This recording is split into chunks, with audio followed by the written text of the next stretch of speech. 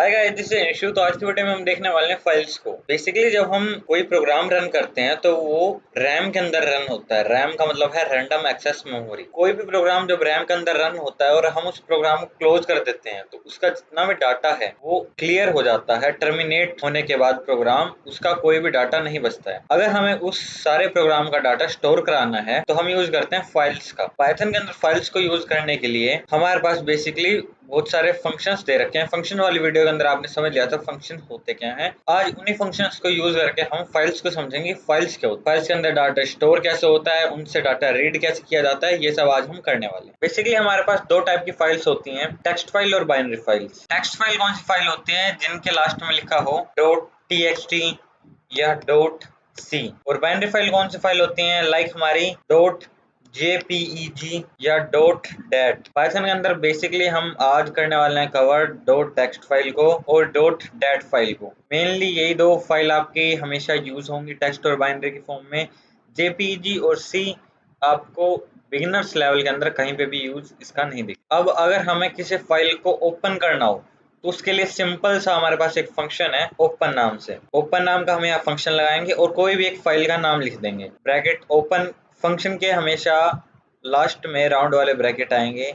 मैंने आपको पहले भी एक वीडियो में बताया है। तो मैंने ओपन नाम का एक फंक्शन लगाया है, उसके सामने राउंड ब्रैकेट लगाए हैं और उसके अंदर लिखा है फाइल का नाम। मैंने यहाँ फाइल का नाम लिखा है example.txt। अब कहोगे example.txt तो कोई फाइल है ही नहीं। अगर आप उस फाइल को खोलना चाहो जो एग्जिस्ट नहीं करती और राइट मोड में खोलना चाहो, राइट मोड का मतलब होता है W। अगर आप इसको W मोड के अंदर खोलना चाहो, मैं यहाँ W कर देते हैं। ये होती है हमारी फाइल का नाम। ये होता है हमारा फाइल किस चीज में ओपन करनी है, रीड मोड या राइट मोड में वो। एंड देन हम लगाते हैं यहाँ पे सेमीकोलन। और अगर आप किसी वेरिएबल के अंदर नहीं दे रहे तो सेमीकोलन लगाने की जरूरत नहीं है। जैसे मैं इसको सेव करूंगा, F7 से रन करूंगा, देन वो मेरे को यहाँ पे एक example.txt बना के दे देगा जिसके अंदर अभी कुछ भी नहीं है। अगर अब मेरे को इसके अंदर कुछ राइट करना हो तो मैं यहाँ पे राइट भी कर सकता हूँ, पर उसके लिए मेरे को इस ओपन नाम के वेरिएबल को, ओपन नाम के फंक्शन को किसी एक वेरिएबल में देना पड़ेगा। मैं यहाँ पे अब मेरे को इसमें कुछ भी राइट करना है तो मैं यहाँ लिख सकता हूँ f.write। देन मेरे को यहाँ कुछ भी राइट करना हो, मेरे को यहाँ राइट करना हो read in 12th क्लास। अगर मैं इसको सेव करके F7 से रन करूंगा तो वो मेरे को कह रहा है कि उसने वो प्रोग्राम राइट कर दिया है। अब example.txt खोल के देखते हैं तो उसने यहाँ लिख दिया है read in 12th क्लास। हुआ क्या, मैंने एक f नाम का वेरिएबल बनाया, उसके अंदर मैंने एक फाइल ओपन की और लिख दिया example.txt। राइट मोड में उसको खोला और f नाम के वेरिएबल के साथ अब मैं एक फंक्शन लगा सकता हूँ .write नाम से।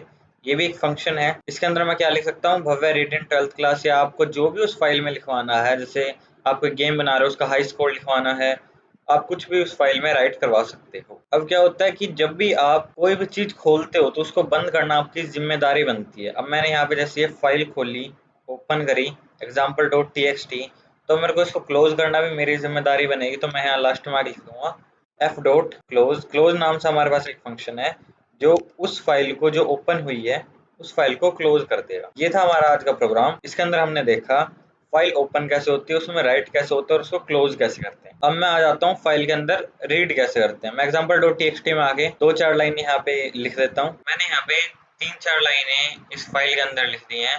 अब अगर मैं इस फाइल को सेव कर देता हूँ और मेरी files.py नाम की फाइल में आता हूँ, इन सबको एक बार मैं यहाँ कमेंट आउट कर दूंगा। यहाँ से अब मैं एक f नाम का वेरिएबल बनाऊंगा जो क्या करेगा, ओपन करेगा। इसको ओपन करेगा example.txt को। किस मोड में ओपन करेगा, आज हम रीड मोड को अभी कवर कर रहे हैं तो रीड मोड में वो उस फाइल को ओपन करेगा। नेक्स्ट लाइन में आ जाता हूँ, यहाँ मैं लिख सकता हूँ f.read कर दो। देन मैं यहाँ लिख सकता हूँ f.close। ये जो f.read मैंने किया है मेरे को ये किसी वेरिएबल में देना पड़ेगा। मैं टेक्स्ट नाम का एक वेरिएबल बनाता हूँ और उसके अंदर f.read दे दूंगा और उसके बाद मैं यहाँ प्रिंट कर दूंगा टेक्स्ट। अभी आपको समझ नहीं आया होगा कि ये हुआ क्या। एक बार मैं इस प्रोग्राम को सेव करता हूँ और इस प्रोग्राम को रन करता हूँ। इस प्रोग्राम को रन करता हूँ जैसे मैं, तो वो मेरे को it's not closed, it's close. इस प्रोग्राम को रन करता हूँ जैसे मैं, तो वो मेरे को यहाँ पे प्रिंट करके दे रहा है जो जो उस फाइल के अंदर लिखा हुआ था वो सब कुछ। अब हुआ क्या कि उसने सबसे पहले तो ये फाइल ओपन की, उसके बाद उसने f.read नाम का फंक्शन है, रीड से आपको पता चल रहा है वो क्या कर रहा होगा, उस फाइल का सारा डाटा रीड करके टेक्स्ट नाम के वेरिएबल में स्टोर करा रहा होगा। फिर मैंने उस फाइल को बंद किया क्योंकि मैंने उस फाइल को ओपन किया था। देन मैंने जो भी डाटा उसने रीड करके टेक्स्ट वेरिएबल में स्टोर कराया, मैंने वो टेक्स्ट वेरिएबल प्रिंट करवा दिया है। ये था हमारा रीड का एक प्रोग्राम। अब रीड के कुछ और फंक्शन होते हैं, जैसे कि रीड लाइन। अब मेरे को सारा कुछ रीड ना करके सिर्फ स्टार्टिंग की 1 लाइन रीड करनी है, तो मैं यहाँ लिख सकता हूँ रीड लाइन। अगर अब मैं इसको सेव करके F7 से रन करूंगा तो वो मेरे को सिर्फ एक लाइन प्रिंट करके दे रहा है, Bhavya read in 12th class. Read function के कुछ सब फंक्शंस में एक और फंक्शन है जिसको बोलते हैं हम रीड लाइंस। रीड लाइंस क्या करता है, मैं सेव करके F7 से रन करूंगा तो वो मेरे को क्या दे रहा है, उसने सारी लाइन रीड कर दी है और उसने मेरे को एक लिस्ट के फॉर्म में सारी लाइनें दे दी और पर लाइन को एक एलिमेंट उसने बना दिया है। तो ये हमारे पास 3 फंक्शन थे, रीड, रीड लाइन और रीड लाइंस। अब मैं एक बार इन सबको कमेंट आउट कर देता हूँ। अब हमारे पास सिर्फ एक और चीज रह चुकी है, विद स्टेटमेंट। अगर आपको कोई भी चीज फाइल क्लोज नहीं अगर आपको कोई भी फाइल क्लोज नहीं करनी है, सिर्फ ओपन रखनी है, तो आप विद क्लोज का यूज कर सकते हैं। विद ओपन example.txt, मोड दे दूंगा मैं रीड, इसके बाद मैं यहाँ दे दूंगा एज एफ। देन मैं यहाँ पे जो भी करना चाहूँ उसकी मेरे को लाइन को रीड करना था, तो मैं यहाँ लिख सकता हूँ यही वाली लाइन मैं यहाँ से कॉपी कर लूंगा, देन यहाँ आगे पेस्ट कर दूंगा। उसके बाद मैं यहाँ प्रिंट कर दूंगा टेक्स्ट को, सेव करके रन करता हूँ। वही सेम हुआ है जो पहले हुआ था, उसने पूरी फाइल की सारे कंटेंट को रीड कर दिया है।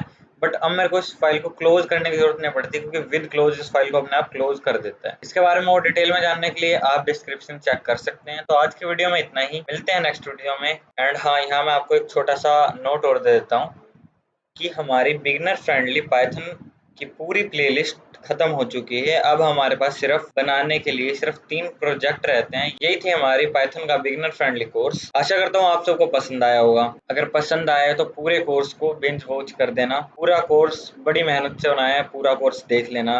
अब जो आगे प्रोजेक्ट आएंगे, 3 प्रोजेक्ट बनाने की मैं सोच रहा हूँ। 3 प्रोजेक्ट आने हैं और इन प्रोजेक्ट्स के आने कोई डेट स्पेसिफाई नहीं है। इस संडे और वेडनेसडे को नहीं आने वाले हैं। जब भी मन होगा या जब भी मेरे को फ्री टाइम मिलेगा, मैं उन प्रोजेक्ट्स को अपलोड कर दूंगा। आई होप आप समझ रहे होंगे। अब इस पूरी प्लेलिस्ट को अपने दोस्तों तक, जो पाइथन सीख रहे हैं उन तक, जो बिगिनर्स हैं उन तक शेयर कर देना। अब मिलते हैं नेक्स्ट वीडियो के अंदर, तब तक के लिए कीप ग्रोइंग, कीप हसलिंग।